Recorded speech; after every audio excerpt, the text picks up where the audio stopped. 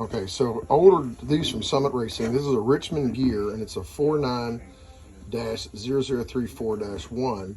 And as you can see, this is a 3.90 ring gear for an 8.5-inch GM rear end. Now, the rear end I'm working on is out of a 1979 Trans Am Camaro style rear end. It's in my 68 Firebird. Ran into some problems when I was trying to do the pinion depth, and I wanted to go over this. So if you figure like the wrong number is on the pinion, it's actually not the wrong number. It's just it has to have some math to it. So if you look at it, it says 4.266. The problem is that's not, you'd have to put like a 1.89 spacer based off that number. So in order to figure out your pinion depth, you're gonna have to mic it. So you're gonna have to get your mic out and then come off the top and pinch on this gear on the flat spot there and the flat spot on this side, right? And so I came out with, actually it was a 175. So it came out to this. So I took that measurement of this and this number on the back of the gear, and then I did the math. So on the pinion, it's 4.266. I subtracted what I read on my gauge. That gave me an actual pinion depth of 2.551. So if you're like me, last night I got really frustrated with that because I was like, what is going on? Every gear I've ever had would just have the 2.551 written on there. I called Richmond today and they said, oh, with the number written on the back of the gear, measure the gear head, so this width here, subtract it from the number written on the gear, and then you get the installed height.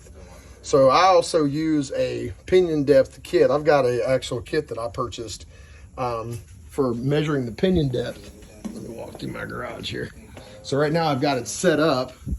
Crud, I'm gonna need some light. Hang on a second.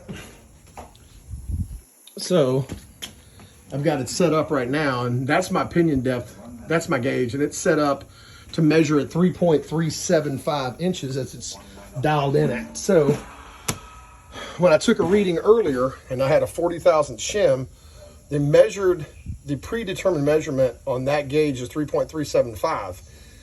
It came out that it read on the gauge 0.833. Because I know I had to dial the gauge calibrated 3.375, and on the gauge itself, once you start squeezing it down, it went to 0.833 left over.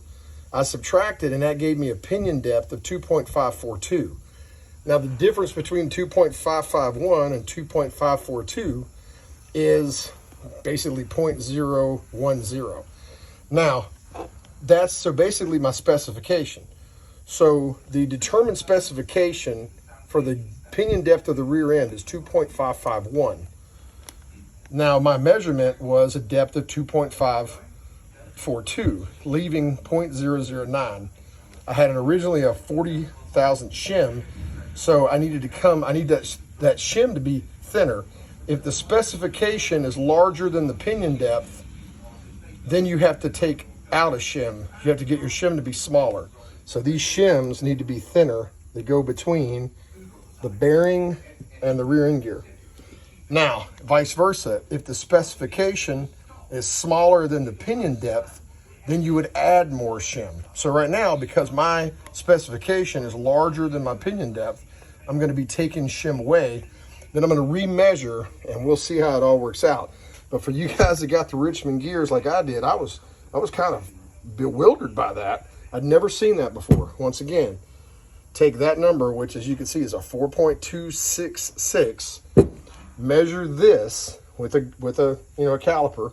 Mine came out to be 1.715. Now I used two different calipers and got the same reading, and both of them were good. And then when I subtracted, I came out with an actual pinion depth. So what I could write on the back of this now, if I wanted to, is 2.551. I actually, now that we're saying that, I might do that. So I hope this helps you with the pinion depth if it's confusing for the Richmond gear sets like you buy from Summit Racing and the part number I described earlier. And good luck.